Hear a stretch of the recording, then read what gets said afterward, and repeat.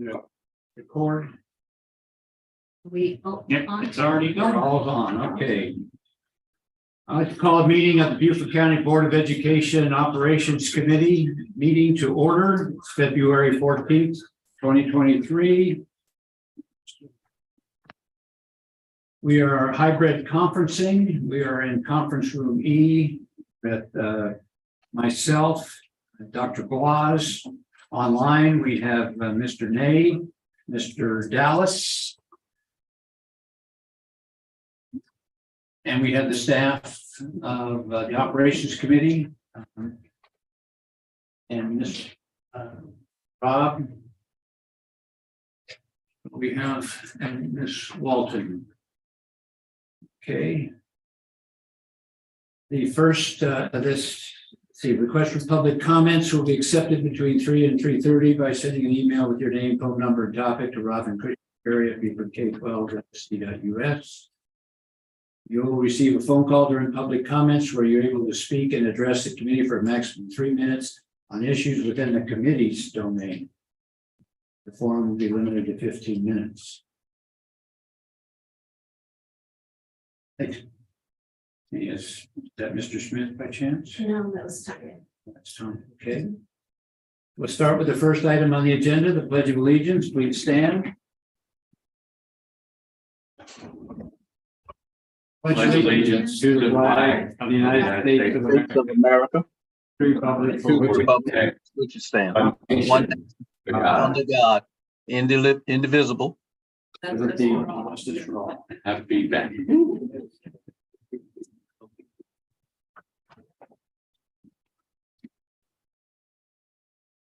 Like a motion to approve the agenda.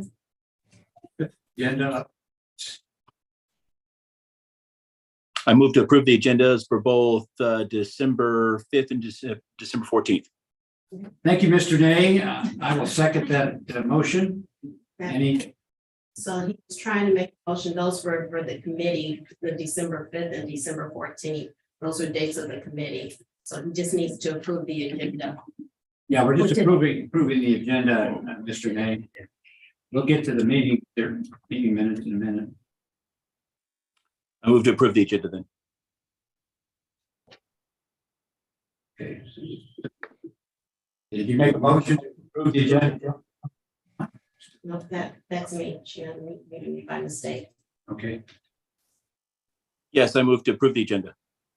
I'm seconding the motion. Any discussion? Hearing none, all those in favor signify by saying aye. Aye. Aye. Motion carries unanimously. Okay, next item on the agenda is public comments. We do have one, and it's Mr. Cook.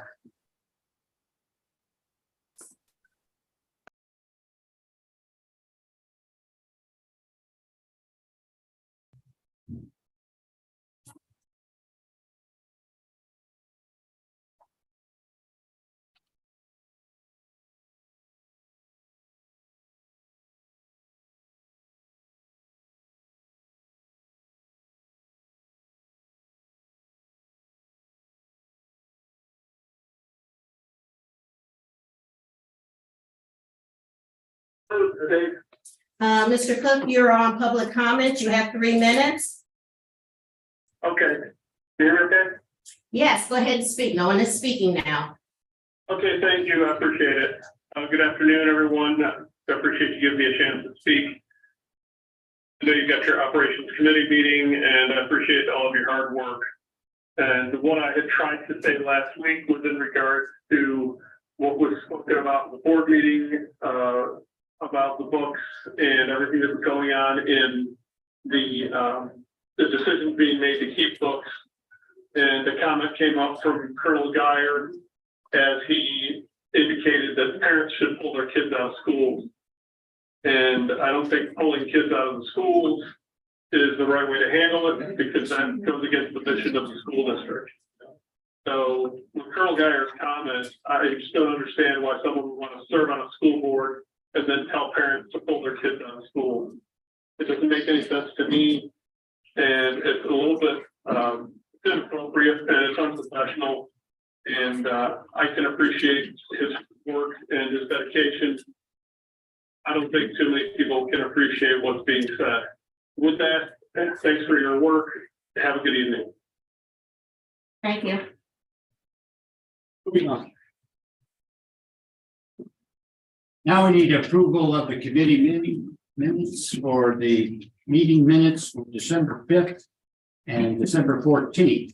Now, nobody on the committee was there for that time, so it's kind of a moot point, but we still, for procedures, must approve the minutes. Do I have a motion to approve the December 5th and December 14th minutes? Would you like to make a motion? Yeah, I'll make a motion at this time that we approve the December 5th minutes as well as December 14th. Mr. Nate, would you second it? I second the motion. Thank you. The motions have been moved and seconded to approve the meeting minutes from December 5th and December 14th, 2022. Any discussion? Hearing none, all those in favor signify by saying aye. Aye. Aye. I'll abstain just because. Abstain. All right, thank you. The motion carries 2-0-1. Next item on the agenda is the Raider Drive at River Ridge Academy easement request. Mr. Otting. Hand it over to Ms. Cook. That is fine. We have, I think, Mr. Reed on the line with us. But just a little background information. He is with Reed Commercial Partners. He's requesting this for University Investments LLC for a driveway access easement for a piece of parcel. This easement actually was donated to us, to River Ridge Academy from University Investments in order to complete Raider Drive so that we would have that bus loop that goes around the back. And we were not really charged for that property. There's a portion of that's a shared ownership with the town of Bluffton Fire and Rescue. And basically they just need to put in a driveway to their property so they can develop a little commercial building there. The town has requested they get this easement. They are not going to allow them to go to Hampton Parkway, which their property does touch because it's too close to the intersection with Raider Drive. So for safety's sake, yeah, you can see that little parcel there. For safety's sake, it just makes sense for them to come out onto Raider Drive. Yeah. If we go to that other picture, Robin. Yeah, that's So second. yeah, here's the parcel. Here's Bluffton Fire. And then right there is where we have a gate for River Ridge if we wanted to close it off. So Mr. Reed, would you like to add anything to that?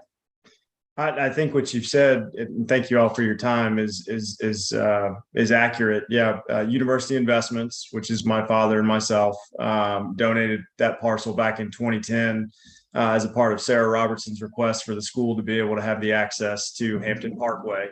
And we continue to support that effort. Glad that you guys can do it. The email that I sent to you earlier, we've also encumbered the property across the street to create a sightlines easement for the school buses and staff to be able to come and go safely because of the curvature of Hampton Parkway. And because of the limited area that we have to access this parcel, it does make more sense to come onto Raider Drive, the same parcel that we deeded over to the school district. From a safety standpoint, it just makes a lot more sense. So we would appreciate your review and approval if possible. And your recommendation To approve. to approve it. Yes. Any question by committee members? My question is that we're just giving them an easement. What all comes along with that, and do we have a contract on how that would work from our legal team? We have not put anything together as far as a contract. The easement would be a driveway easement, which would give them access to Raider Drive. So from Raider Drive to Hampton Parkway, they would have public access, which is already public access in order to access the fire station. Would it interfere with the buses or parents or anybody dropping off kids? That is the direction buses that our parents go. I'm not aware of any real bad stacking at that intersection. That would be the only thing is we may stack to their driveway area during certain times of day. But that would be the only thing I could think of as a negative in there. But I've not seen myself more than 2 or 3 buses and that. Mr. Smith, do you have any other questions? I was gonna say, in asking, Mr. Jake, if that happened, how would you proceed to, think that would affect your business? Would the queuing of the school buses affect our business? Yes, sir, it stacks at some point in time of the day. Yeah, no, sir, I don't believe it would. The timing, I don't believe it would be a negative effect upon us at all. I'm just asking that just from a legal standpoint, just in case that, we causes their business or something. So, Okay.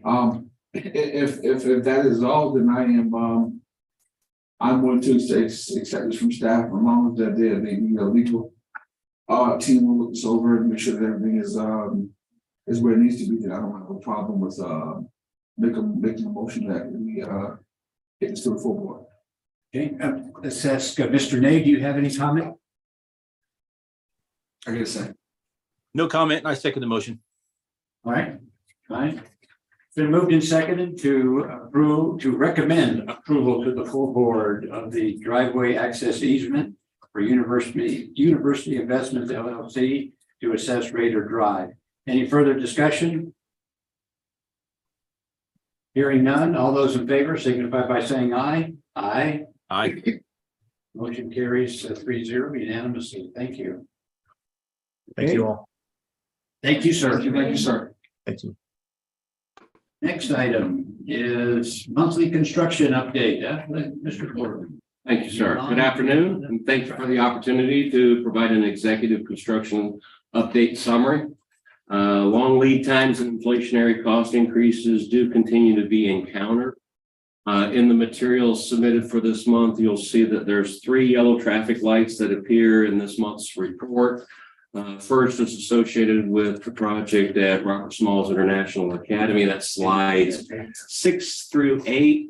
Project manager continues to monitor the previously reported electrical switchgear delivery concerns. I do have some good news to share. Our previous shipment date of April 13th has now been improved, and the estimated shipment date is now March 9th. That's the switch. That electrical switchgear, yes.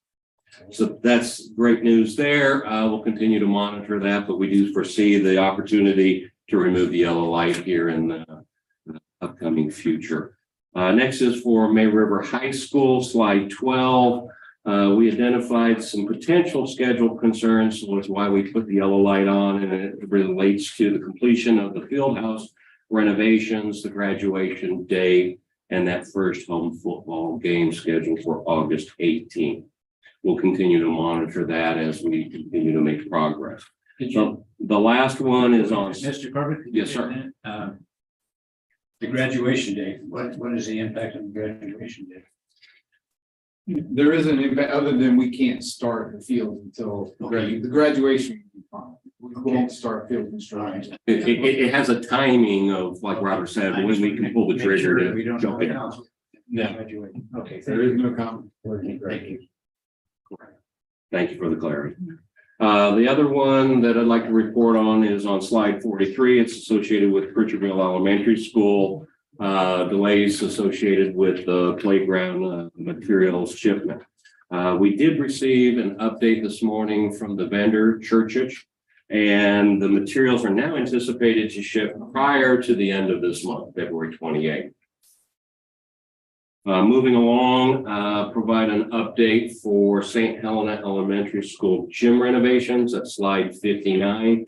At the last report, I reported that we were receiving a cost proposal to paint the brick infill area where the exterior building lettering is located. That proposal has been received, reviewed, and approved.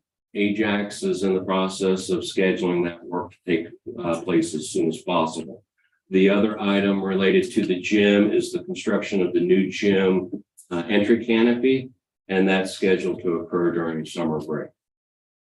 Mr. Smith, you had a question about that. Yes, sir. So you said that y'all gonna, could you repeat what y'all gonna do next on that, Jim? In terms of the words, what y'all gonna do again?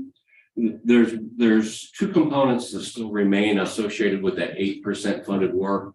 One is that improvement to the exterior facade that we spoke of, trying to improve the overall appearance, and that deals with painting that brick infill area behind the lettering that's there now.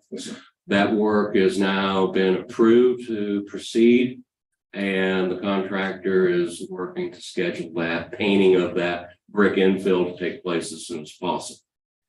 The other part that I reported on deals with the new entry. Right, yeah, the captain board. And- Board.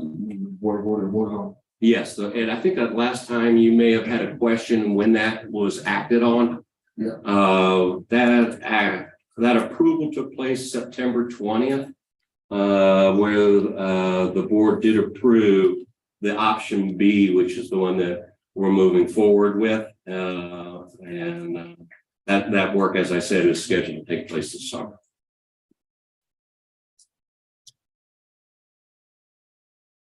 But basically, just to be clear, some people out, basically, we're just gonna paint behind the sign, but basically, that's what we. That's the first step, right? Because what we had decided was, let's take some incremental steps. Let's see what improvements each one makes. Remember, our first was to pressure wash the exterior, which has been finished. That helped a lot, but it wasn't quite what we were looking for as an end product. That's why we're taking this next step, which is painting that brick infill. We'll evaluate that once again, once it's finished, and if anything else is needed, we'll address that at that time. Yep. I'll go ahead and continue, if I may, providing some updates associated with our ESSER projects. On slide 75, the HVAC projects, we've got construction documents for the HVAC work here in this building at DESC, as well as the first floor HVAC at Beaufort High School. Those CDs are scheduled to be issued in the spring of this year. And we have installations at Hilton Head Island ECC, that's rooftop units 2 and rooftop unit 5, as well as the Beaufort High School second floor AC replacements. Those are all scheduled to take place during summer break. The bipolar ionization projects, that's slide 76. We now have devices that are installed at 21 schools. They still need the control side to be connected so that they can be tested. We're coordinating that activity currently. And then we have installations for the remaining 5 locations have begun and continue to make progress. For the bottle filler projects, that's slide 77. The installations began the week of January 17th. And installations have been completed now at 3 locations. Those locations include Beaufort High School, Ladies Island Elementary, and Ladies Island Middle School. Going forward, talk a little bit about project closeouts for the FY 2019 8% capital improvement funds. I'm sorry. Oh, I was just going to the next page. Oh, okay. That's fine. For the FY 2019 8% projects, there's 1 project that remains, and under FY 2020, there's 7 projects that remain. Regarding the referendum projects, that's slides 79 through 81. There's information provided in that section of the report where 15 project closeouts have been completed to date. The others that are underway, look at the comment section for the update for the progress on those. And I will also point out that in your package with the 2019 financial summary, that's the attachment 3 that was in today's package. Those also report the financial commitments that have been completed to date. Those rows are shaded in green on that report that you see on the screen, and there's 103 of those now that have financial commitments completed. Smith, did you have a question? Yeah, on page, you move back to page 81, that's page 80. Slide 80. Sure, I'll go back to slide 80. All these yellow lights in terms of. They had more factoring $80. Yes. The reason for those yellow lights is if you look to the column to the left, we had a target closeout. Right. And because they did not get closed down by our target date that we had, we turned them yellow so that we acknowledge the fact that it's taken us more time. But as you'll see in the comments, we're very close on many of these with getting those remaining activities across the finish line. So that, like you'll see, like on Buford High, the second one down, you'll see an actual closeout order provided once everything is across the finish line.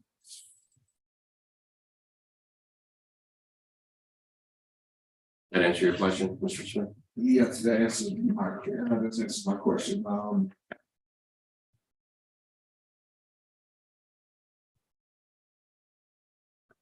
We finish up the other items that I wanted to touch on. Referendum financial expenditures now through the end of January total just under 200 million. The figure is $199,521,647.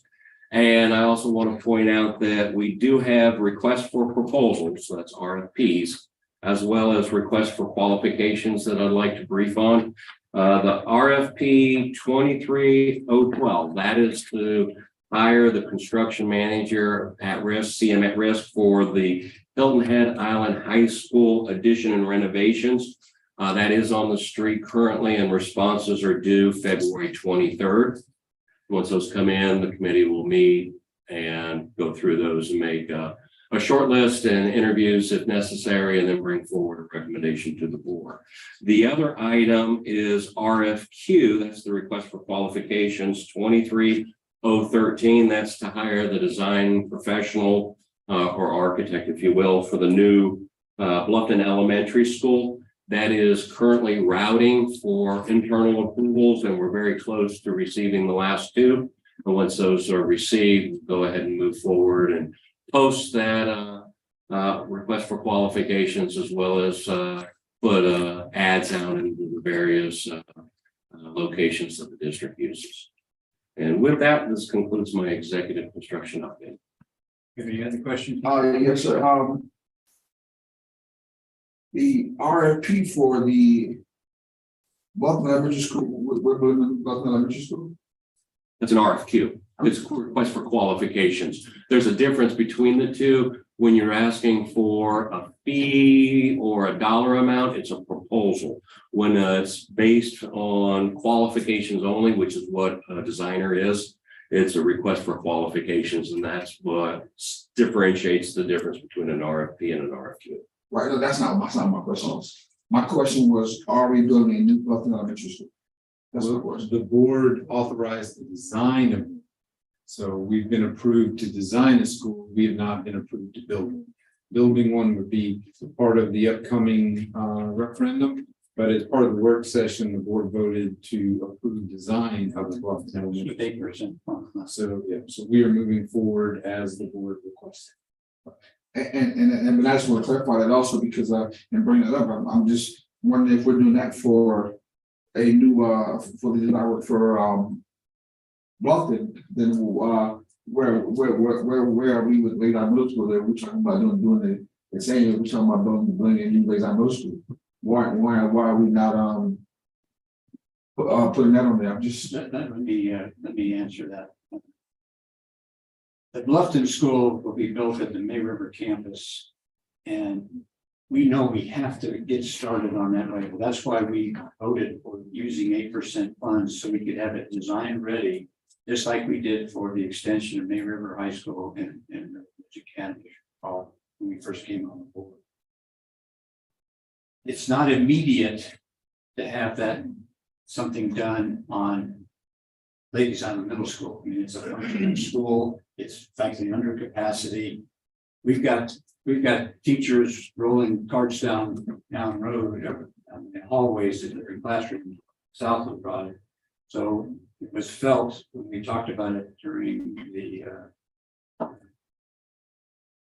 workshop, yeah, that we don't need to spend 8% design money because we don't need to have construction start on the Ladies Island Middle School right away. We can wait till the referendum passes and then start the design and in the building process. I mean, and I do hear you, Mr. Guy, but the people on Lays Island feel the same way the people in Bluff Elementary feel in terms of the oldness of the building, in terms of those kids deserve a new school, and the reason why we did this is because the people in Bluff Elementary School say, hey, look here, we need it badly, so the referendum don't pass, and we want that we're going to get out of school, and the people from listening to some people in the community, in Lays Island, they're feeling the same way. So I just want to make sure that we're bringing both of that I am advocating and bringing that to the board's attention as well, because they feel the same way, and they feel, hey, look here, we've had this school here for years. You know, we've been in this school for years, and it's time for a new one. I understand the other capacity, all that. I get that. But at the end of the day, it's about making sure that we're taking each and every situation and we give every single kid in this district, all 22,000 kids, a fair shot of education and fair in terms of equality and equity. That would be equitable for the board of education and the facilities. So What I would recommend then is that you make a motion at a board meeting to use 8% money to do the design work. I will tell you personally, I will not support that because of the immediacy of need. I mean, we've got to put kids in classrooms. We've got classrooms at Ladies Island Middle School. Now, I fully agree with you that school has serious problems, and I totally agree. But my two grandsons went there and they did just fine. So that's your option if you want to bring that up when we do the report at the board meeting and the operations committee report. You're free to bring up a motion to do that. all right, thank you. That's one. Now, Mr. May, do you have any comments on the briefing? No, I don't have any comments. I was just going to say, if it's my understanding that because Pritchardville is at 160% capacity, we're just trying to get ahead of this by doing the design process now. So if the referendum gets passed, then we already have a design in place and we can begin construction as soon as possible. Is that off the mark? No, you're right on. Okay, thanks. I have no other comments then. So for the committee members, you recommend that the executive summary be briefed at the full board meeting? Or do you want to have Mr. Corbin go through the full slides that we have here? And we could put all these slides in the consent agenda for the public to do access and so on. What's your preference? Is this something that we need to bring before the board or what are you asking? I'm sorry. We have been in past practice, we have been bringing the whole list of projects to the full board. But it takes a lot of time, and frankly, we only have a few yellow lights to look at that we have to be concerned about. Everything else is green and on board. So I would say that in lieu of the fact that our last two board meetings went over 4 hours, I say let's, if we can, as a committee, trim as much fat as possible. If we don't need to bring this to the board, then I say not, unless the board has questions about it. Dr. Boss, you have a question? Well, more recently, we had the operations report at the board meeting by Mr. Corbin has been the executive summary. And then just this more complete packet has been included with the documents for the board. Because But yeah, you have not gone through every slide in Right. this. I mean, that would be. the full report is this thick. And like Dr. Ross was saying, what has historically occurred for last year. Exactly. We provide all the material that came to today's meeting as a supportive package, but I brief the executive summary in the interest of time. Because as everybody knows, we present this whole thing to the clock and that's an hour and a half meeting on its own. Right. So it's going on. Okay, it's just a question of where to put the documents, whether to put it in the committee report, as you mentioned, or to put these documents in a consent agenda for someone to look at if they want to look at all.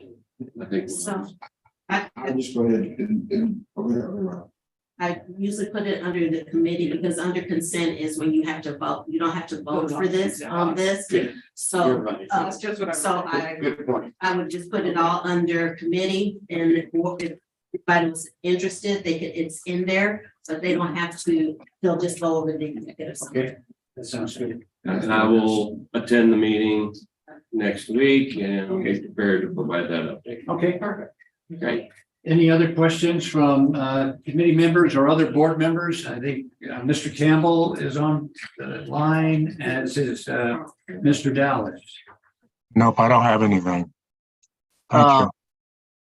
Chairman Guyer, I would, I think I heard what you said. The information will be available for people, for board members in the meeting who want to raise questions. I think Yes, sir. being a past member of the clock, one of the key issues to help avoid an overrun is to have some public discussion of the contingency amount. I feel that that's being managed properly, but that is one of those spots that could surprise us as we near the completion of the program. So that will be the only thing I would suggest.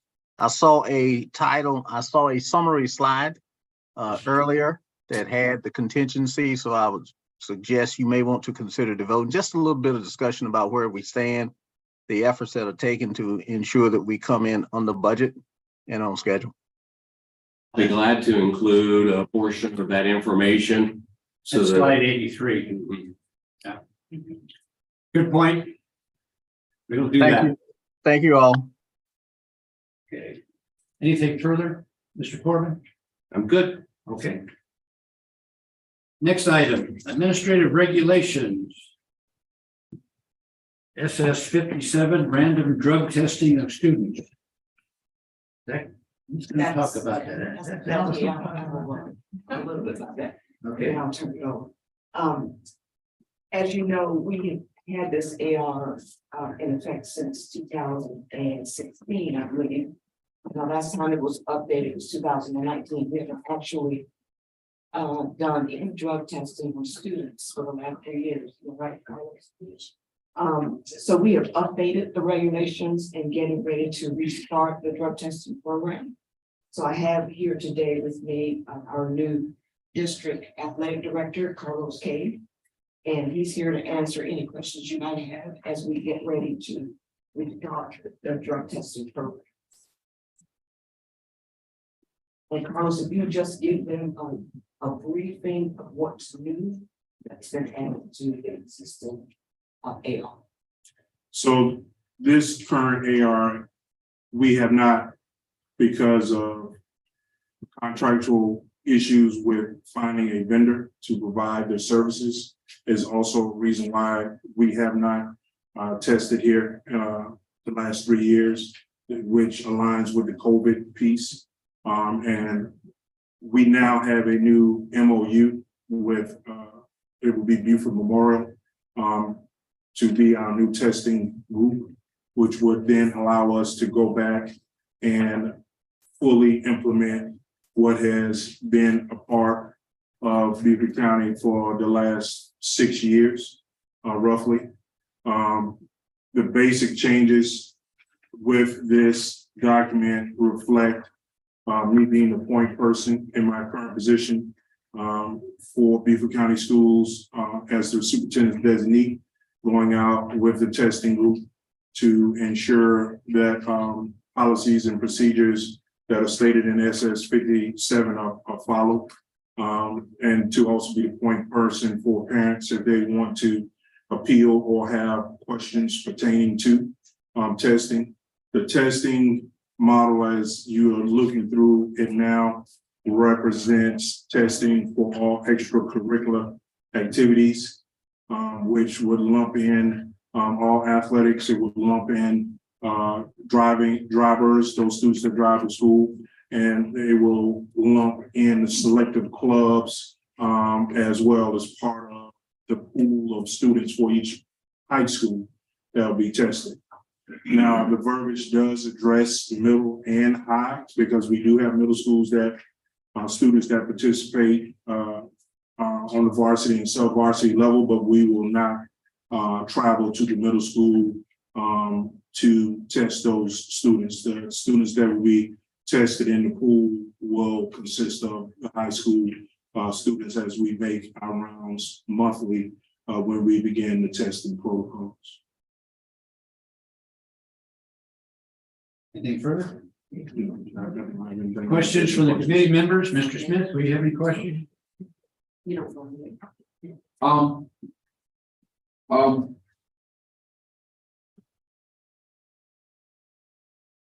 This, in terms of, we haven't been, well, my question, how much is it gonna cost the district?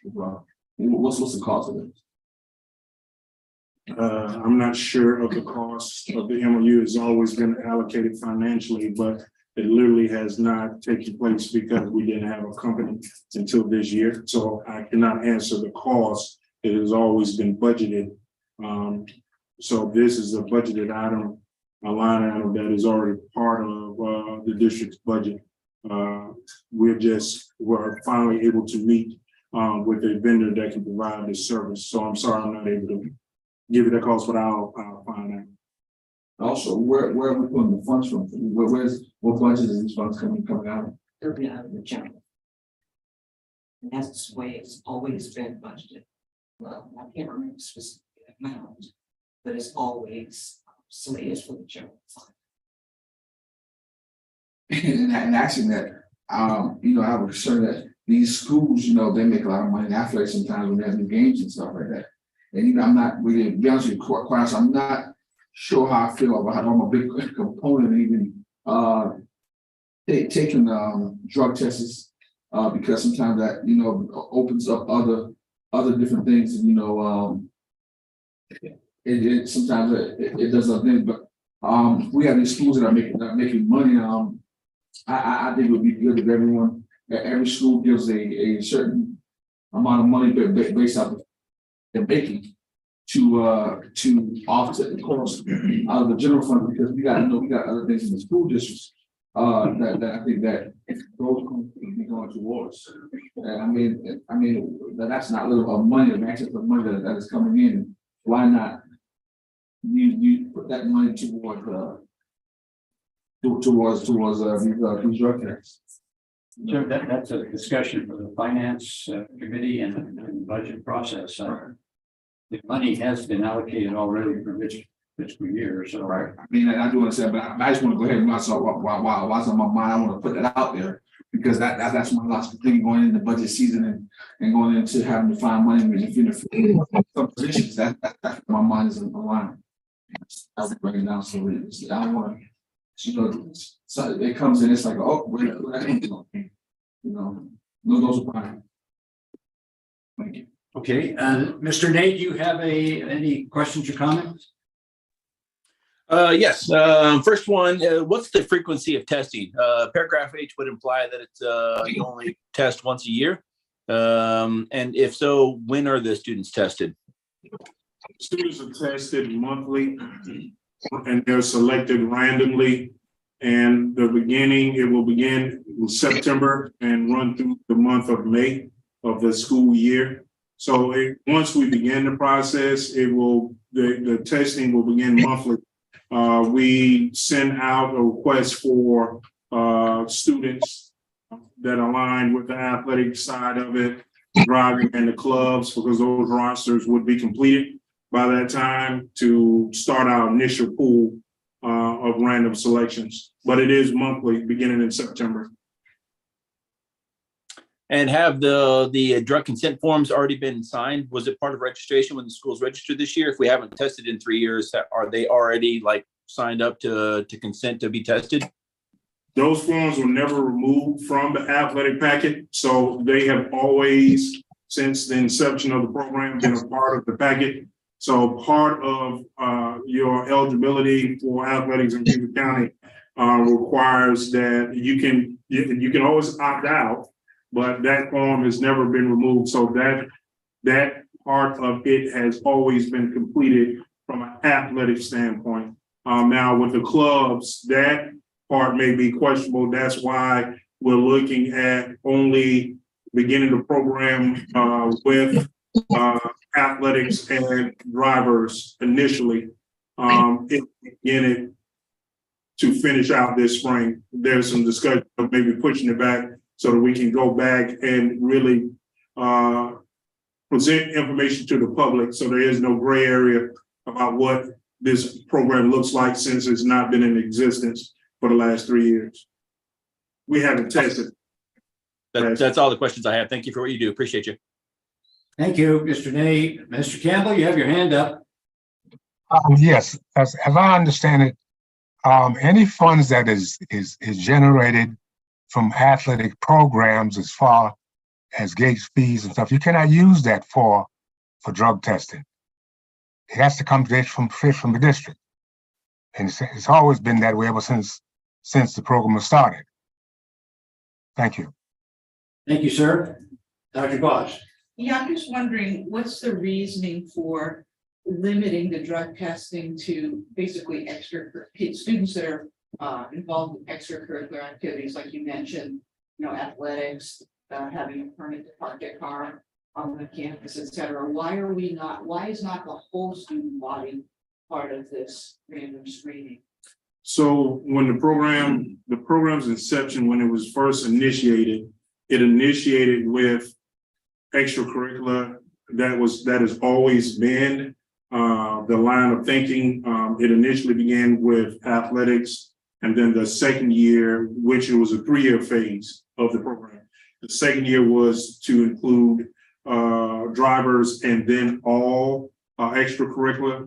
So the second year of the program, they actually decided to go ahead and bring everyone under the umbrella versus waiting for that third year. Again, I can't answer to why it's not the full student population. It was just initially felt like with the athletic piece, what that all looks like, the issues of with drugs and things of that nature, that athletics would have been the first area to attack, and then all other extracurricular activities brought under the umbrella as well. Okay, it's a legal issue, so it may be something you might want to ask Wendy, but it does have to do with, extracurricular activities aren't required, so you can take those away. You can't take away public school. So if someone tested positive in a public session, you can't really take that away. You can take the extracurricular activity. Well, I'm thinking of it, it's not a takeaway, but trying to help every student that has a drug. But it is a legal issue, and I don't know. So in the past with this has been beneficial for parents because it's trying to shine a light on issues that they have been able to address with their students. So. Mr. Dallas, do you have any questions?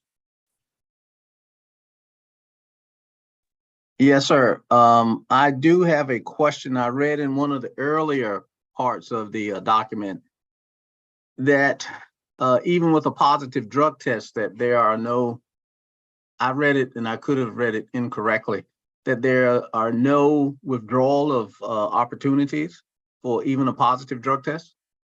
So with the first positive, you have to sign or register with some type of rehab or medical group to begin receiving information pertaining to the drugs that may be in question.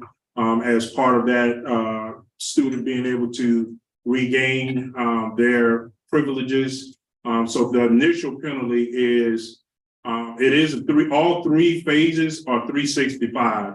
But the caveat is with the phase first phase of, you have that option of signing up and getting in a program which will allow you to continue to either drive or participate in athletics. The second time, if there's a second positive test, then with that second positive test, you will then have to complete fully the services that you've signed up for. And then on the third test, you will be ineligible for 365 days once that testing positive date has been given to the district. So those are the three levels, but there are consequences for all three levels. Yeah, I think my suggestion, if it were being built from scratch, would be that to be a little bit firmer in the penalties, because when things start small, they can grow very quickly. And then I also would think that random testing of the entire student body may help us address some of the, the aberrations that occur. So those are 2 points for consideration as you go forward. Thank you, Mr. Chair, for asking the question. Mr. Smith? My question to come back to in terms of adding students in terms of clubs and students that drive, I do have some concerns there. I can see where that would help in terms of, sometimes colleges that do that. And I even think that some colleges have gotten away from it. But, this to me could as well be a kind of a slippery slope as well, because if you have an employee that's doing drugs, I don't think you can even fire them. I think you have to go through certain steps. You have to get them counseling. You have to offer them services. Is that not correct? So to say, I would definitely have to disagree with Mr. Dallas on that, because if you can't fire employees right away for doing, then you have to be a key. We have to still be mindful that we are dealing with children, that we are dealing with kids, and no one's perfect. And so you could also end a kid's career here too, because you have a Division I or someone who's looking at this kid, they find is not to say that that they're wrong, but someone could say, well, we don't want this. And then where does that put us as a district for that parent saying that they didn't have this, so so I'm just looking along those lines. I'm really concerned about this, especially that 365 days, a year without sports. I mean, you got a kid who all they've ever done was sports and their upbringing, and they have nothing else to fight. When you take it away from them, then they're giving up on life. So those are things that we have to be able to understand and still have that care in our wheelhouse and the process of understanding what we're dealing with and who we deal with it, and having a little leeway with each case, because each case may be different, but we're still holding to standards. But at the end of the day, so some may have when others don't. But I just, to me, it could be a slippery slope, but I just leave it there because it's not something that we vote on. But those are just some of my feelings on that. Yeah, I'm concerned that about those things that I've stated. Thank you. I have one question. I was involved in a high school athletic program before I moved here, and we tested for steroids as well as the other things. Have you ever tested for steroids? It is not listed as one. Pretty much 100% of the drugs that are listed are recreational in nature. What I would say so the answer is no, we have not with the steroid piece. But the drugs that are listed, some of those drugs could be drugs that are found in daily medications. Yeah. So kids would have the ability to bring in documentation that verifies that, yes, I tested positive for whatever that drug may look like, but it is because it's medically related to. So that they have the ability to that option is there, and we're not trying to be punitive. It's really put in place to try to assist and help. And because of HIPAA, we wouldn't be able to share that with any like recruiters and things of that nature. So this wouldn't be information that we could give out anyway to anyone, nor will we choose to or want to.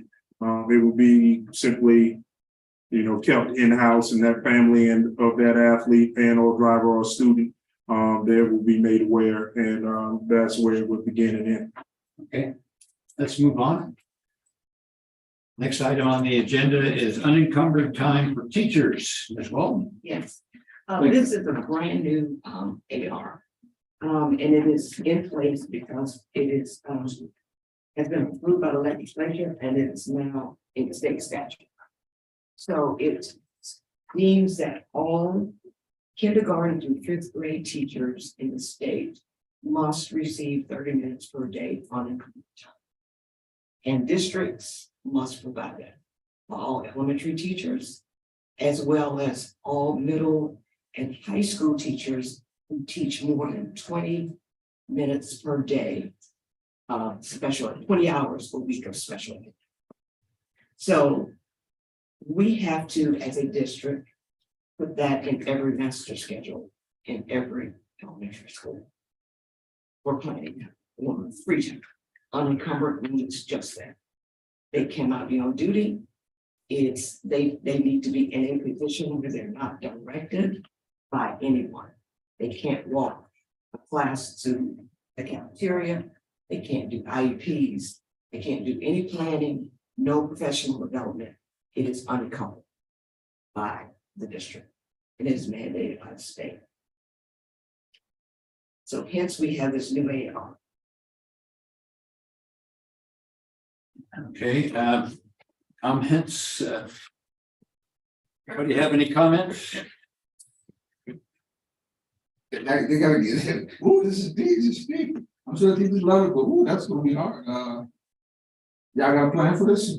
We're working on, it's gonna be a challenge. Okay, yes, sir. But we're working on it. The state is so serious about it that if a principal or the school board intentionally denies a teacher the 30 minutes unencumbered time, the school board could be penalized, as well as the principal would have their teaching certificate encumbered. Need a motion on this? No, it's a law. Okay. It's a law. Somebody show it. I assume this is also going to be addressed in the academics committee. I'm sure it will be, because it has to be part of every master schedule. So I'm sure it will be at some point in the academic. And this statute becomes in effect when? No. Immediately. Principals are aware, they've been aware of it for almost a year now. And we've been slowly moving them toward this. Yeah, teachers are definitely working.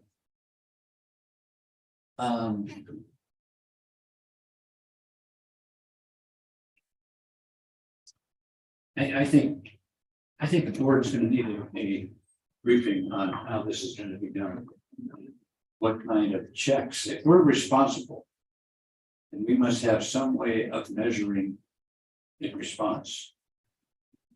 So we have to have surveys or something by all the teachers saying, yes, I got my 30 minutes a day. This. Okay, what? And This AR gives teachers the ability to, if they're not awarded their 30 minutes a day, it gives them the right to tolerate this. Sure. To say that they cannot be. Sure. If it is in the master schedule, then it will have to be monitored. I'm sure the EDs will be very important in this monitoring. So in other words, the master schedule would say, okay, Guyer, you're off from 8 to 8:30. Who's in your classroom? And That's what- Smith, you're off from That's correct. 8:30 to 9. Who's in your classroom? That's correct. That's the kind of detail that's going to have to be done. Yes. I would really love to see a schedule on how that actually works out. Well, we will keep you abreast. As we work. Because it's gonna be- schedules. Just mathematics says it's going to be more than one teacher at a time. Just to get through the school day, there's only what, 7 hours of school, 8 hours, 7.5 hours of school. So do the math. That, Well, I know, well, you know, yes, Mr. well, I've been watching this because, I've been telling teachers, until now, thank you, Walter. I've been kind of, saying, well, I haven't really seen it, but I've heard about it, and I didn't go read it, but, I kind of skimmed it, so I could actually say I hadn't read the whole thing, but now I can't do that anymore, but, people call me out, I was getting away with it, but, I do notice that, to make a long story short, I know they like middle school, what they're doing now is that they have, I see that principal, even though it's not her, she had took the initiative to, her administration, they kind of give teachers a break at that time. From my saying, and they kind of do as much duty.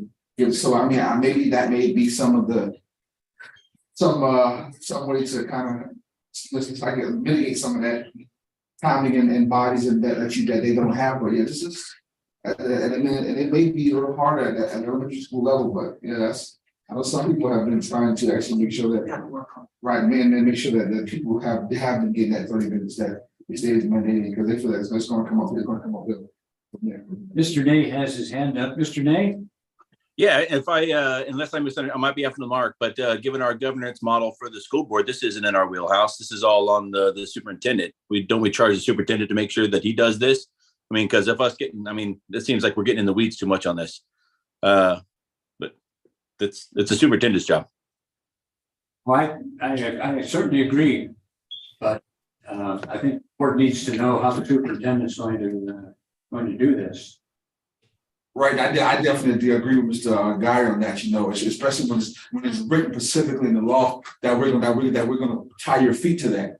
So yeah, I mean, it may be his job, but it's our job to make sure that we are sure. Yeah, sure, but we can check. We can charge the superintendent with coming up with a plan and then briefing the board on his plan. And right, and I believe so far that's what we said, but we've just talked about it in terms of processes and understanding and digesting it. I don't see anything wrong with that, but I won't go as far as say that we've getting in the weeds. I think that we've just seen where some people have taken to the notice and are actually trying to be within a reasonable temperature of make sure that those things are going on in their building. But once again, I'll just end by saying. It is our job to make sure that it's being done correctly. So yeah, I do agree with Colonel on that. Thank you.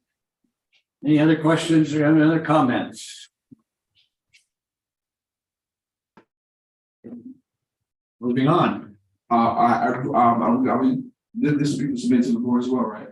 This will be mentioned in the operations committee report. Right, last and I will be asking you to. That'd be you. Okay, next item, facilities master plan. Yay! I don't see one. No, they are not back from the printers yet. I don't even have my proof yet, but it is posted. You should be able to access that on the website. You go under departments and then operations. And over to the right, it says 5-year plans. Oh, Robin just said it there. She went there. Because It's it's over listed to the in right. board docs, Okay. if you go into board docs, under facilities plan, there's a link there, so all you have to do is click on it. Yeah. So you can go straight to it. Yeah, and that's what it looks like too. Yeah. I visited Riverview Charter School today. Could you please add the director of Riverview Charter School to your disposition or distribution list for the hard copy? Yes. Thank you. Yes, we'll do that. Okay, so I'm just gonna walk you through some highlights. Let me write this down, otherwise I won't forget. Okay, got it. Walk you through some highlights of the book. So starting on page 8 is the executive summary. And And it just covers, you know, a little bit about the referendum, a little bit about the clock. We've talked about the mid-program resets that we've had for the budget. Some construction, we talk about the Community Project Review Committee 2.0. And then planning, how that affects our decisions going forward. And then a conclusion on what some of the items are that we're recommending in this book. Page 15 starts the program section. I think the only thing new this year, there's a section with student services, since it's now really a separate department. So they have a section there. Career and tech offerings have been updated to include everything you all have approved recently. And on page is the vision for academic future on page 37. And that's something Dr. Stratos works to put together with us. And these are just the things, she has a bigger vision. These are the things that are specific to facilities, how they affect facilities. Then page 41 starts the demographic and student assignment section of the book. If you're familiar with that. Enrollment information starts on page 43. Like you've seen in the past, we show you the enrollment, we show you how many students are living in the zone on page 42. We talked a little bit about COVID and how it's affected our student enrollment and how we continue to track multiple years of projections. Starting on page 64, those are the individual school sheets that you all have seen in the past, as well as the accompanying maps that show you where the students live that attend that particular school. So nothing in that format has changed from previous years. Then there's a lot of those. Then on to page 130 is where we hit our projections. District-wide, north of Northern Beaufort County, Southern Beaufort County, and then one for each cluster following those. Page 141, we talk about changes in student assignment. We have not made any changes in student assignment, nor do we plan any in the immediate future. But this meets one of the check boxes on the AR for us to include that information. It also checks a box. I know Wendy sends this on to the Office of Civil Rights, so it checks some boxes with them as well. Starting on page 153, that is the facility section of the book. And page 160 actually starts the beginning of discussions of projects that we're looking at as part of the facilities master plan. You'll see a lot of the projects you saw last year. We've not changed those. Those are projects that the Community Project Review Committee is looking at right now, as well as a few additional. And we kind of highlight those as well, additional projects. Let's see, and then the last one is the land use section. Again, that's a requirement by the State Department of Education, proviso 1.113 surplus property. So it's just our, I'm sorry, that's page 176, 7. Yeah. And it lists the property that we own. It talks about why sometimes there's multiple properties for one location. It just kind of outlines that, documents it, and then lists at the end what we see as surplus property that could be listed for sale. And that is my overview. So I will take questions, or I can go into detail on anything you'd like. Smith, do you have any question? Actually, I do. I'll start with who, what, where, when, why, now. What? who, what, where, when, why, and how this book was created? Oh, that's an interesting question. We have been doing we changed the name of it to Facilities Master Plan a couple of years ago when the Operations Committee asked us to separate project list for 8% out of the rest of the planning document. You all wanted us to take a bigger look at projects. So that is how this book as it exists now came to be. Is that 2 years ago? Yes, well, this is the second time. This is the second year. We've done it this way with the 8% as a separate process for you all to examine. This is a team effort from Operations Department. Put forth to you to give you a list of what we see as what our future needs are, how we came about making those decisions, looking at both what the program needs are, the instructional needs of the students, who are our students, where do they live, where are they coming from, what attendance zones do we have, are they still current, do that meet our needs? And then again, the facility section, how do those needs identify through the students, through the programs, how does that affect our facilities? So that's the why and the what, where, how. It's a team, again, it is a team effort. It takes everyone pretty much on our team, from the project managers to Robert, to put this together. And And the was basically, the book is designed as a Planning document. it's a planning document. a living document as well. Or It is, that's why we updated it. So. With the current enrollments for that year, we use the 45-day data every year so that you have a checkpoint in time across years. You're looking at that same point over time to make comparisons. right. And let me say this, everyone, I have people ask me about this book, or ask me, so I also ask that question in case someone is tuning in, and then they're seeing this book, and that brings them, that answers the question. But also, please don't. What I'm about to say, please don't take it personal, because I appreciate the work y'all doing. I know this is some of your baby as well. And Rob, I definitely appreciate it. But one of my questions is, to me, this book is almost as no different from as you have the referendum team, except with the exception of y'all are more in-house with the district, and y'all are laser focused on certain projects to make sure the district is afloat, versus the referendum team or the referendum group that you guys have as well.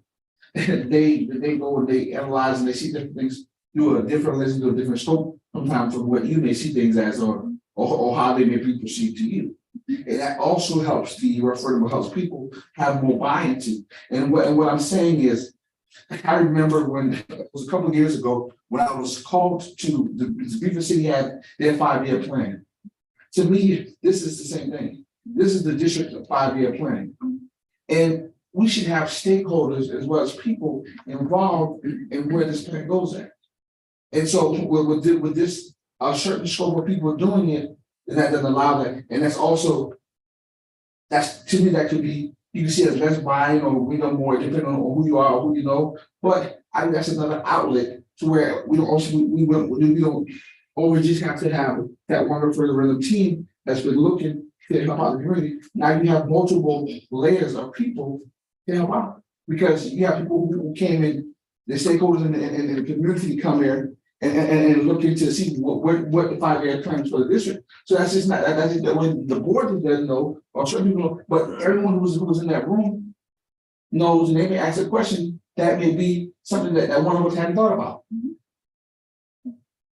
I mean, and when I first went, I was like, sitting there, people, but when I went there and understood the process and how it worked, and to have someone say, okay, well, this is what you need, well, this is, in terms of what do you want, what do you foresee in different areas, and how we're going to get it there. I just think that is something that is important in terms of having a 5-year living document, in terms of where this district is headed, I always believe in having stakeholders at the table. And I think that's another avenue I think is very important, not just to involve them, because we want a referendum or something passed. I believe that's why I asked those who, where, what, when, why, and how we doing it.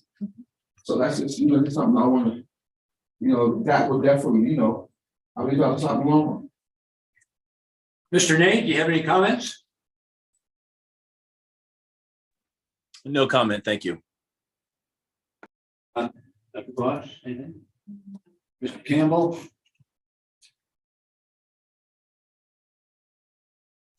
Just listening. If you have any comments on the This is just facilities document, facilities master plan? Nope, I don't. I mean, I look at it every year and not that much change, so, thank you.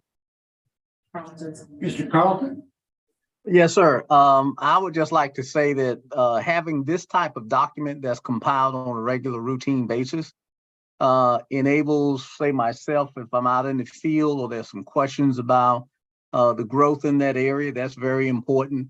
The trends that are apparent in a particular area also very important.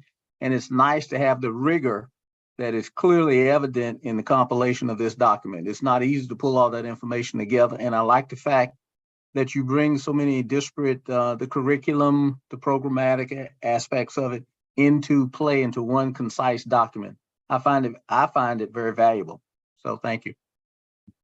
Thank you, sir. I find it the same way. In fact, Friday, I have a meeting with a constituent who wants to know why I said parents should choose another school if they didn't like what was going on in their own school.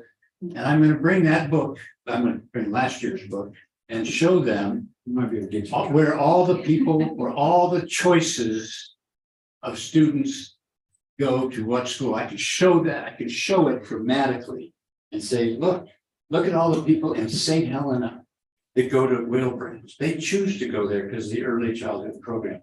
I'm going to show them that you could go to Riverview Charter School. They don't have a library.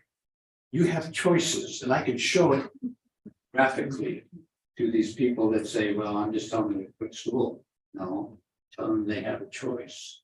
And that does it. And whenever I go out to any group, I'm asked to come, I take that book with me, because invariably there is a question that I can find and show hard data.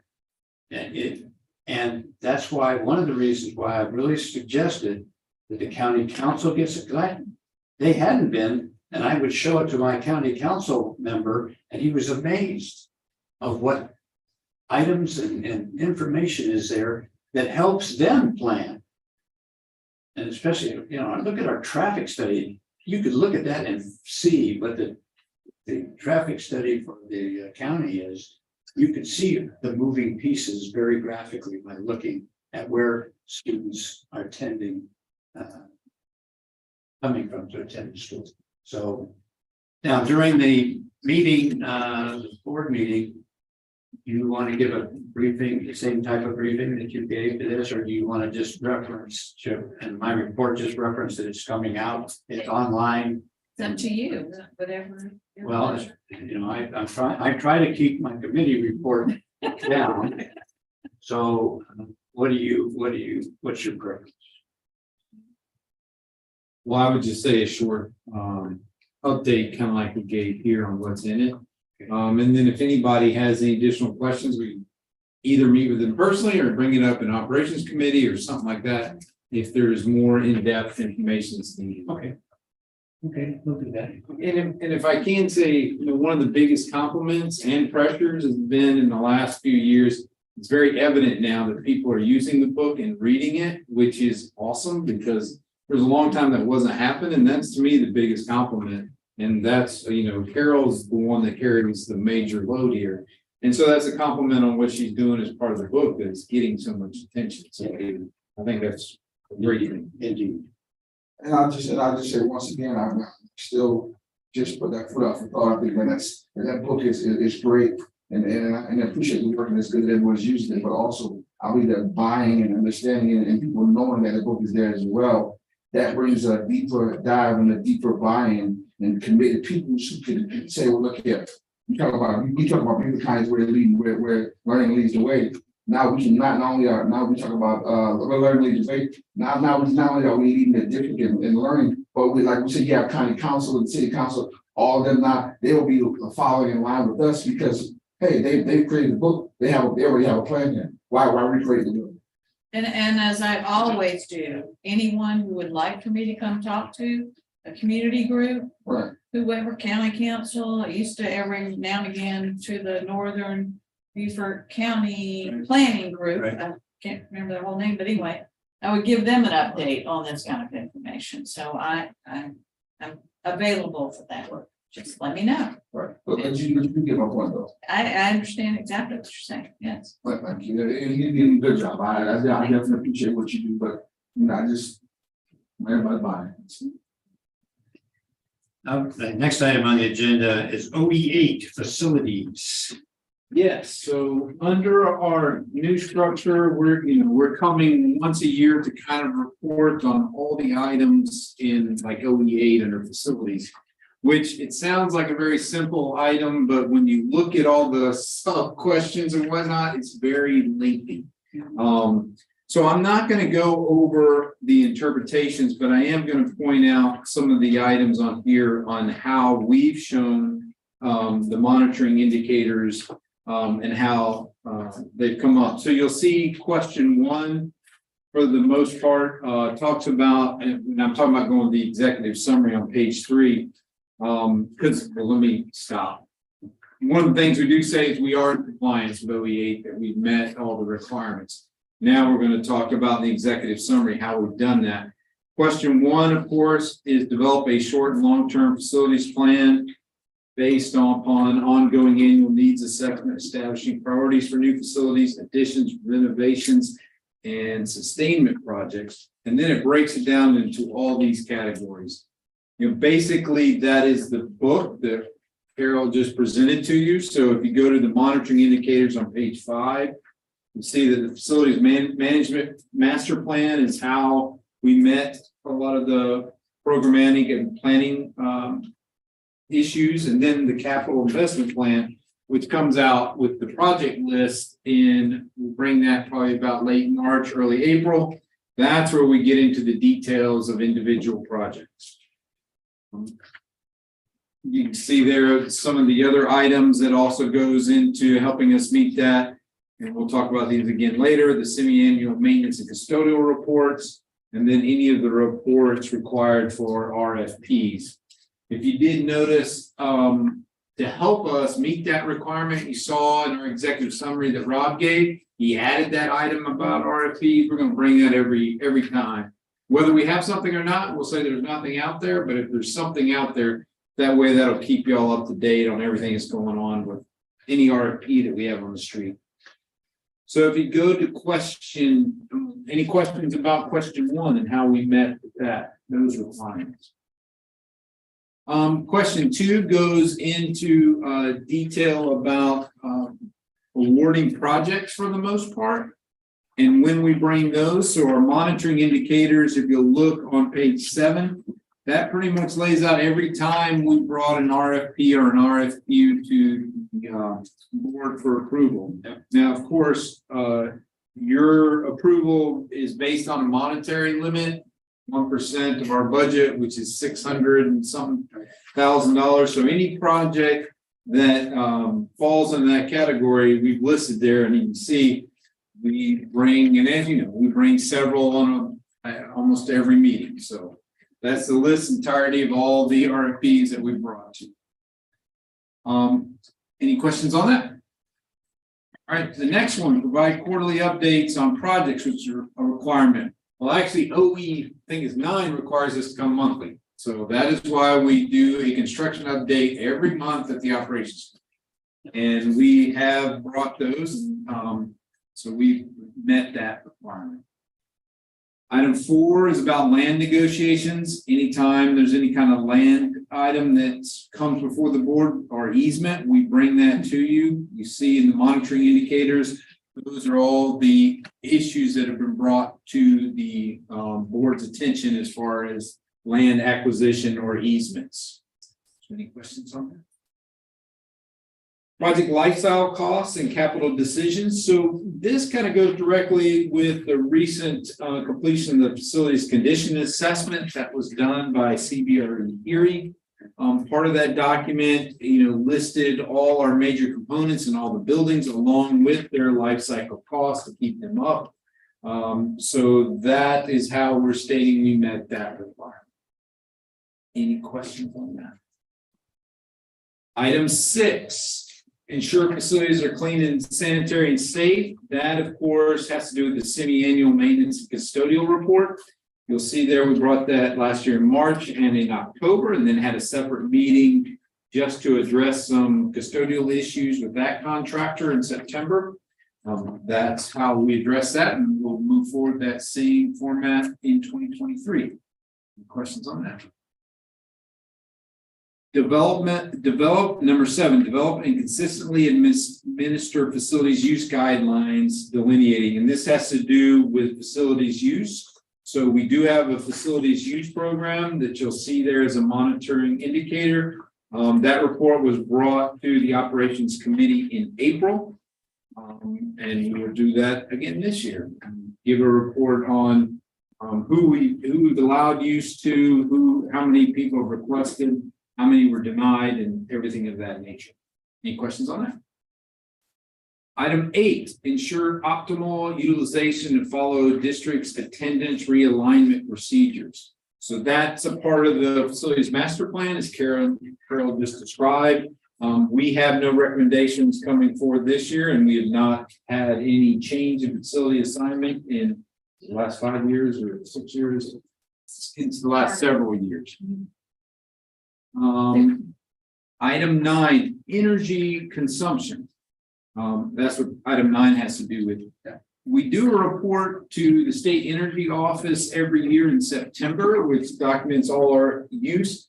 One of the things is, and I note this, is during the pandemic, energy use no longer had such a high priority. It was all about air quality. We hope to start moving back to energy having a more important role, but for the time being, we are not. We are more focused on air quality than we are energy usage. Yeah. So I just wanted to make that statement. Any questions on that? Item 10 has to do with mascots and naming of facilities. We note there that the one item that was brought forward in last year was about the naming of the facilities at Battery Creek High School, and that was brought forward to the operation committee and then presented to the board and was approved. Any questions about naming the mascots? All right, item 11 has to do with attendance boundaries. Again, that's dealt with by the facilities master plan. And that concludes my review of OE8. Any questions? Thank you, Robert, for a nice presentation. Put everybody to sleep. So right now, you have no committee members. Okay. All right. Did Mr. Lee go? He just left. Okay. So I did a great job. Well, just saying. So we continue the meeting Okay. just as information, right? We can't make any votes because we don't have a quorum of the committee. Yeah, we don't have a committee present. Is Carlton and Earl, are they still online? Carlton is still online. Yes. Okay. Any, and Earl is. Carlton and Earl, do you have any questions regarding the No, ma'am, I don't. facilities? Thank you. No, nor do I, ma'am. Very, very comprehensive document. Thank you. Committee members, but your committee came back. All right, we're on to OE 16. Well, if we could, OE8, this should go to the board for approval. This is. Yes, Except. Exactly. so do I hear a motion to recommend that the board accept OE8 facility?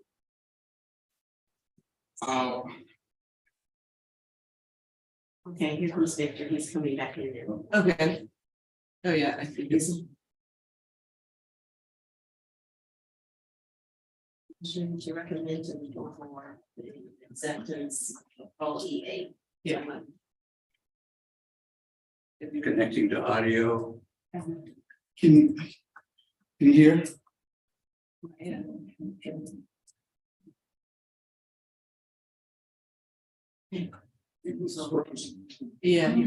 I'm sorry, I can definitely recommend to the board, when I stepped out, I want to give it some time to go. through. Okay, here he is. So Victor, we have trying to find someone to bring up a motion to recommend approval to the full board to accept the monitoring report for OE8 facilities. Sorry, I got bumped. Sure, a second. Okay, Oh, I'm sorry. Did, you make the motion? you said you need somebody to bring up the motion? Yes, I need someone to make a motion to accept the monitoring report for OE8 facilities. I move that we accept the monitoring report for OE facilities. Yeah, I will, I'll second the motion, Second for discussion. Yeah, I'm second for discussion. It's been moved and seconded to accept the monitoring report for OE8 facilities. Is there any discussion? I would just say I will abstain just to fact, I want to go over it more in depth, and I haven't done my full homework, so It will still go to the full board. Yeah, so I just, but yes. Definitely want to send it to the full board, but I just don't want to say I'm recommending it because I haven't, gotten into it. That's all. Dr. Claus? Yeah, I was just gonna say, it's not just accepting it, the motion is kind of brief, or the motion really needs to include that. That the operations committee is recommending, bringing that report. The full board for approval or acceptance. I motion to recommend to the full board the acceptance of OE8 facilities. Okay, then that's fine. For acceptance. That's what I have. Yeah, okay. Okay, And if Victor's okay with that. all right. In the discussion piece, I got one comment. Time's priority for correction of unsafe conditions. Does that include security? Well, if you'll notice on there, one of the things we talk about is that it is our responsibility to take security into account. Unsafe conditions, in my interpretation, two different kinds. There are physical hazards that can be present that we need to remove to make sure people don't hazard themselves in our buildings. The other is to make sure that our buildings are a safe haven for students. So in my interpretation, yes, there is a safety component to that we need to ensure that our buildings are a safe haven for students. I just don't see any place in here. I scanned through it very quickly. I don't see any place in here that states the requirement to provide a secure facility. We're spending $70 million to do that. Well, no, your policy says directly. The Okay. superintendent will ensure that all physical facilities support the accomplishment of the board's result policies are safe and properly maintained. Safe and properly maintained, safe, secure and properly maintained would make me feel a whole lot better. Safe, secure and properly. Yes. That's kind of a different piece. Yeah, yeah. I'm not not sure. I mean, so we do consider safety components as part of our facilities project list or things that we're doing on the facility side. Is that what you're asking for, or is there something different? No, I guess is. I'm, you know, to me, when you look at prioritizing work, first thing is safety. Yeah, yes. Second thing has always been security. You know, in any place I've ever been with, that was always number two when I had to make a. We classify it as safety security, so those are kind of Yes. one category. Yeah, well, that's fine, but. Yeah. It is something for discussion. I'm certainly going to approve it, but I really think when you look at what parents are concerned about, they're concerned about safety, but they're darn concerned about the security of our buildings. Yes, Under the policy, you want the word safe and secure well, properly that would take maintained. a policy. That's what I'm That's a asking. policy. So that's the policy. So that would be, we would have to change our policy. If you want- So our policy doesn't, Doesn't have the word secure in there. okay, well Yeah. then we have to go back to the policy. Correct, right. So Although, that- although I think the interpretation of safe implies secure. But yes, yes. I interpreting it Yeah, I as that understand. does imply. Understand. So yes, and I would just like to, when we do start talking about projects on 8% or whatever level, we do classify them as safety and security and asset management preservation, and those are our two highest categories. Okay. Now, when you talk about OSF, when we talk about safety and security, that may be a little different than the public. Like Office of School Facilities would talk about fire alarms and things of that nature as being Yes, the understand. top life safety exits, how to exit a building, things of that nature. That's all part of their high priorities for safety. Okay. Okay.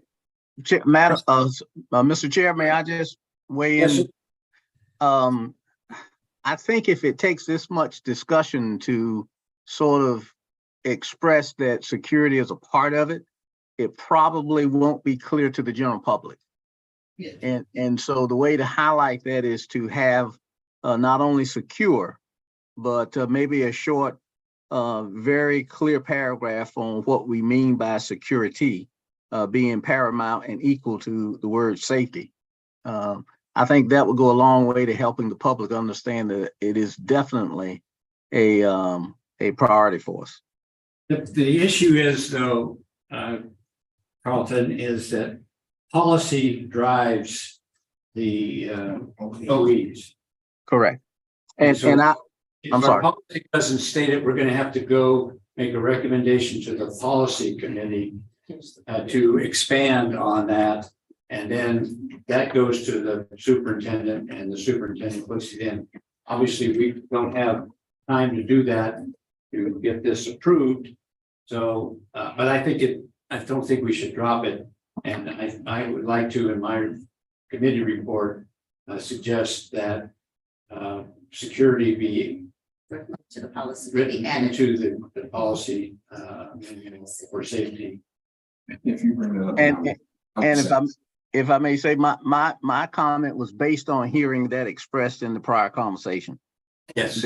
That it would be reverted back to policy, the point of origin, and then cascaded out so that it's equal to safety. Yes, sir. Thank you all. Thank you, Mr. Nay. Thank you. Wendy just sent out a chat text to everybody that says we have a separate OE on safety and security and reports presented in November. Is that something different than what we're addressing here? Yes. Yes. Okay. Yes. And in that say OE, we do discuss the fire life safety code as well as, the inspections that are done in the audits. I just wanted to bring that up so you all are aware of it. Because Mr. Nay, you haven't seen safety and security OE yet, but I wanted you to be aware of it, and Carlton too. Thank you. The only time I've had a security assessment is when we hired that firm that came in before the referendum to go in and visit all our facilities and give us a security assessment. So, okay, I think we've probably discussed that enough. I call for the question. All those in favor of the motion to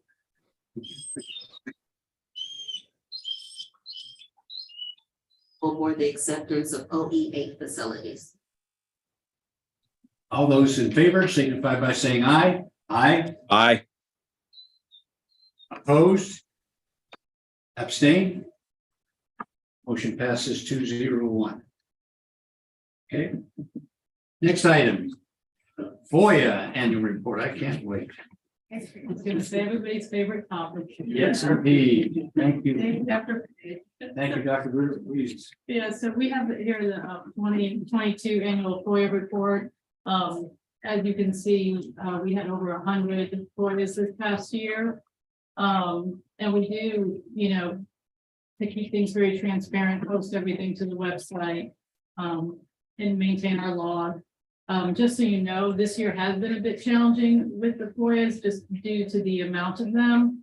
And I think it's just important for the public to know that it's not a quick process. Like people think we do an email search and we could just push it all out. But the thing is, we have to redact for sensitive information. Sometimes IT needs the search clarified. So it's more of a detailed process than one may think. But if you have any questions on here, please let us know. Obviously, Ms. Cartledge is on the line, and I believe Bernie Williams is also on the line. And we work with Bernie when we have matters that might be sensitive. This just goes through January 29th. It's actually the annual report for Sorry. 2000. 2002. 22. Yeah. Yes, I'm sorry, yes. Okay. Yeah, I mean, already this year, we've already had over 30 FOIA requests since mid-February. Yeah, to me, it's all done on it, kind of understandable, you know, she probably had to, well, probably we have to this system. Don't say that. All this, all this, I know. Yeah. But, sure. Go ahead. Just, same thing, and in terms of your report being, I mean, in terms of your, the process, what does that process look like? In terms of when we receive a FOIA? Yes. Yeah, so we will, the FOIAs are typically submitted via the FOIA form, which is very helpful because it logs into our system. Once we get that form, depending on what the request is, we will send it either to IT if it's for like emails and they need to do the email poll. Or if it's for specific documents, we will send it to that respective department and they will give us an estimate of time of how long it's going to take to pull all of that. For example, we have one that just came in yesterday, I think, for the board members' expense reports. So that's an example of one where we would go to Robin to pull those. So there's things like that. And then, you know, we get the polls and we have to redact, you know, and, you know, even before the poll starts, we have to kind of look at an estimate of time. Because some are very, very broad and they may take days to complete. And at that point, we do need to charge. And legally, we would charge the employee with the lowest salary who can do the work, their hourly rate. And so, you know, it has, I'll be honest with you, we've gotten so many lately. We have talked to Mr. Williams about if we receive a lot of requests within 1 week from the same individual, we might have to bulk those requests and have that be one charge for all those requests. For example, you could have someone put in a request that would take 5 requests that would take 1 hour, but it all came in the same week or the same day. So really that takes 5 hours. And so we can charge for that if need be. So just keep that in mind. But do you have any questions on that? I see there's a 25% deposit. Mm-hmm. And so how do you determine when they have to give a deposit, or I see some that you answer right away. Obviously, those are It's easy. usually if the amount of work is over an hour. And we're very generous with that hour, but that's usually what it is. Sometimes, you know, obviously it can go a little bit more than that. But just because of the amount of requests we're getting out, we kind of are having to stick to the hour. And I will say, I mean, we do have people that do pay the 25%.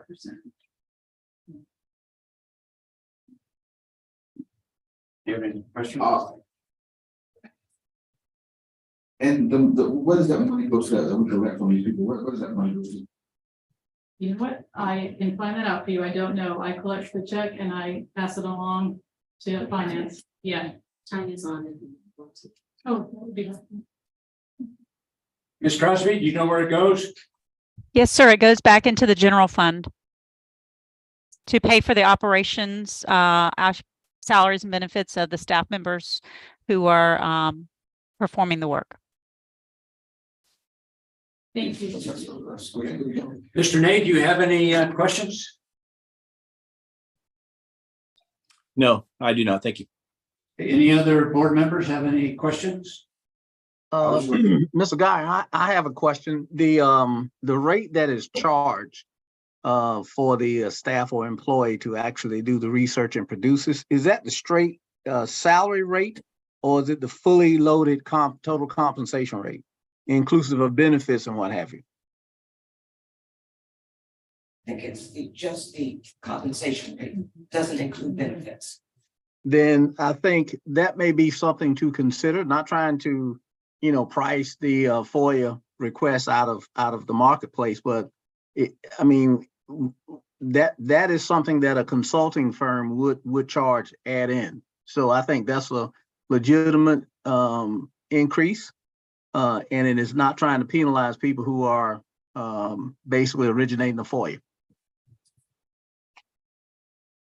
I think that's a good point. Dr. Gloss? Yeah, I would agree with you, Carlton, because that's the real cost of that business, the real cost of that employee doing this research. It would include the benefits. So that's gonna bump it up by about 30% probably, or 35%. Yeah, something. That's a good thought. Thank you. Okay. And I would also just ask, when this comes to the board, if you could include the, because this has to go to the board, could you also include the actual FOIA form, what's online? Oh, the form? Yeah, could you actually include the form in the form into your, You mean for each one or just the general? no, just the general form, going into what that looks like. Definitely. Do I hear a motion from the committee to present a periodic monitoring report, OE 16.1 and 16.2 FOIA to the board for so moved. Okay. You have that? Second.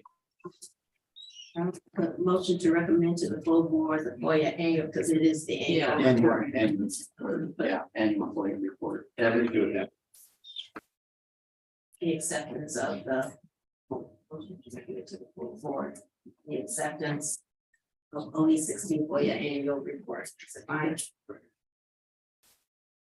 You'll have those, the motion written out for me.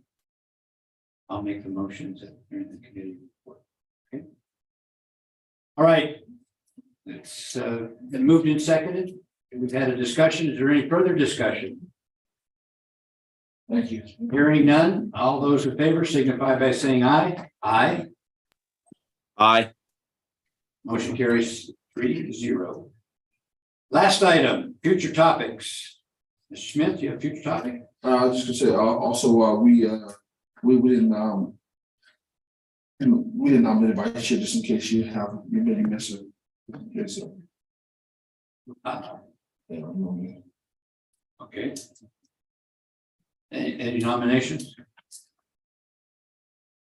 You want to do it today? Why is it on the next It's not on agenda? this Okay. agenda. Not on this agenda. It's not on the agenda. We'll put it on the next agenda. Oh, I got it. Yeah. Okay, I got it. Yeah, normally be on the agenda, so when you come in, yes. Okay, no, that's good. Yeah. We'll put that on there. Yeah, that's it. Anything else? Mr. Nay, do you have anything? Future agenda? Yeah, how do we do the, what's the process in maybe adding steroids to the drug testing list? We can research that. I think it's worth a discussion. I think it could be a future topic. Yeah. Let's add that as a future topic. I have to admit, that was a real problem in the high school I left. I have nothing to add because we're going to be, got some other things coming up significantly, I believe. Well, the one thing I know that we've been holding on to is a discussion on easements. Beaufort Jasper Water and Sewer has an easement they're gonna bring.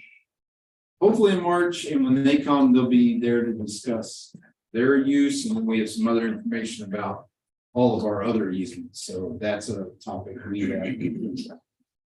Could we have a report of where the committee, the referendum committee stands at the next meeting?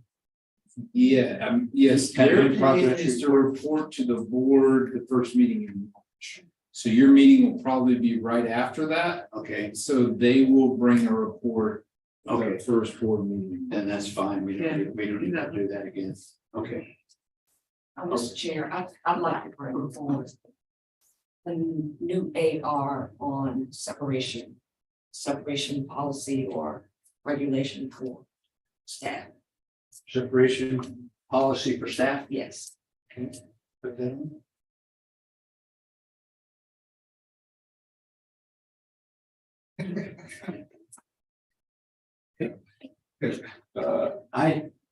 I have one other issue that I wanted to bring about. I've heard some talk from different principals about the procedures for sending students to Right Choices and the procedures for returning students back to their parent schools. It's not, there's some problems, and I'd like to bring one of the principals in to describe the problems of the operations committee. If that's all right with the other members of the committee. I mean, that's not my area. No, it's not your area. It's not, is that your area? That would be my area. I would think that. Yeah, that's true. So it's just, which is. Yeah. I think the discussion needs to include right choices. Yes. Actually, Yes. policies are. Yes. And then the concerns we could get from a municipal group to discuss with that group and Yes. right choices. And And then just bring it to you for discussion. Yes, yeah, that's why I put it on as a future discussion topic to let them know that you all get together beforehand. Yes. And the person that made the comment to me is Brad Terms. Okay. So, Brad and Mr. Sanchez could sit down with you and talk about that before they come, and then if both of them could come. Yeah. That would be a valuable thing. I think that would be, I wanted to say, actually, at the same time, I would also like to, understand the hearing officer would be up under your department too, right? That's part of the issue. Right. Yeah, okay, yeah, I would like to, okay, so what's got something to say here, okay. Well, yeah, I would definitely like to, yes, ma'am, yeah, I'd definitely like to, discuss that as well, and in that process and what that looks like. So what is the process of bringing students or returning students to homeschool? The process for sending students to Right Choices and returning students back from Right Choices and the hearing process.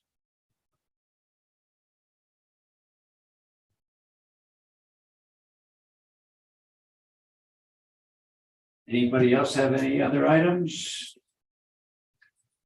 Hearing none, do I hear a motion to adjourn? So moved, I make a motion to adjourn. Renee, Second. all in favor? Aye. Thank you. Aye. Much.